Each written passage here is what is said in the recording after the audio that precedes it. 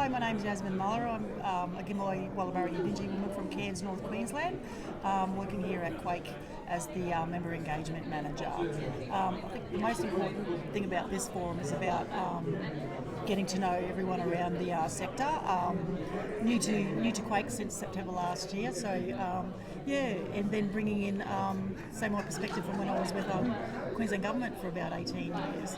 The most important thing for me is that we actually listen to what our members are talking about, and that we actually get that and support them in any way that we can to enhance their services for our people. And you're a peak body that actually has regional offices, which is quite unusual probably further south. What's that about? Can you explain that? I think because, you've got the distance. We're down here in Brisbane, and I know from living here in Brisbane for quite a bit, and then also coming from Cairns, North Queensland, knowing that distance around there, or even when you got offices out in the western, that it's actually makes it more personal as well, so it's easier to connect with those areas rather than, sometimes when we're down here in Brisbane, things can happen like, rainy seasons, cyclones and all that, so yeah.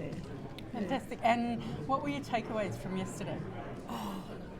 Partnerships and really and getting that really embedded and stronger and making sure that the way in which we engage, that we make that a lot stronger with the other sectors and all that as well, other areas, jurisdictions. Yeah. Thank you very much Thanks. for letting me land on you like this. And now we're swapping roles. Oh, Mr. Handsome. Yeah. So I'm Simon Costello. I'm a Konda Muka Nunakonugi Gurumpul man from Minjirba, North Stradbroke Island.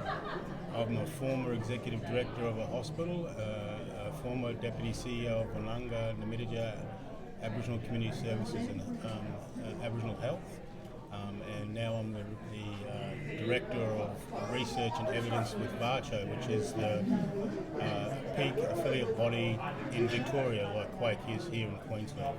So what's brought you up here? So I'm actually part of a panel talking around data and how we use data to influence good decisions around Aboriginal health. So I'm also the co-chair of the National Indigenous Genomics Council, so there's a lot in data sovereignty and data governance that's happening in that space now. So I'm filling in for Deputy CEO, Chief Operating Officer Jim O'Shea from VACCHO, because he's unable to attend. Yesterday data came up quite a lot in the Closing the Gap discussions particularly, but also, is the data reflecting the real stories? What's your key message for today? My key message is about co-design and Aboriginal and Torres Strait Islander-led data governance and data sovereignty. There's been a lot of talk around it, but the uptake is fairly slow, and there's a lot of barriers around. They're basically systemic barriers that are, I guess, hindering relationships. So that's going to be some of my key messaging from what I'm seeing on the panel today. Given it's a priority reform under the national agreement, are you seeing improvement? Well, improvements, there's examples of good data sharing agreements across the state, and I'll talk about some of those today if I'm asked a question, and if I'm not, I'll bring them up. But there's examples with the AMRC, with VACCHO, up in the Northern Territory with AMSAN. So there's progress happening, but it's just not quick enough because our people are still dying. Thank you very much.